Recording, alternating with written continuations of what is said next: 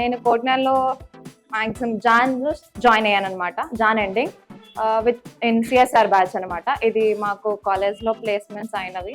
So మేము అక్కడి నుంచి ఇక్కడికి వచ్చాం. స్టార్ట్లో మాకు అసలు ఈ బ్యాచ్, ఈ ఇన్స్టిట్యూట్ గురించి ఇదేమీ మాకు తెలియదు. సో అలాంటి ఫైనల్ ఇయర్లో ఉన్నప్పుడు జాబ్స్ బయట ఎలాగో లేవు కాబట్టి మేము అలాంటి సిచ్యువేషన్ ఫేస్ చేసుకొని వచ్చాం. కాబట్టి 2024 బ్యాచ్ అయినా న్యూ బ్యాచ్ అయినా మనకి చాలా ప్రాబ్లమ్స్ ఉంటాయి బయట. అట్లీస్ట్ ఇప్పుడు అంటే పాండమిక్ సిచ్యువేషన్ తర్వాత మనకు తెలుసు ఎలా జరుగుతుంది బయట అని. సో అలాంటి సిచ్యువేషన్లో నేను ఈ కోట్నాల్లో జాయిన్ అయ్యాను అనమాట.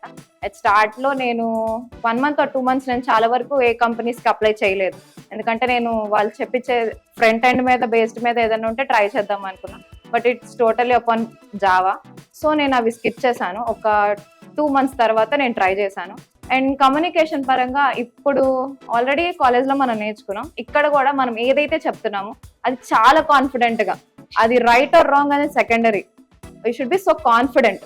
అది ఎంత కాన్ఫిడెంట్గా ఉండాలంటే అది ఏదైనా అవ్వచ్చు, మనం ఫేస్ చేసే సిచ్యువేషన్లో ఉండాలి. అది అంత కాన్ఫిడెంట్గా ఉంటే కంపల్సరీ వస్తారు. అండ్ బ్రిలియోలో ప్లేస్ అయ్యాను విత్ 3.5 LPA.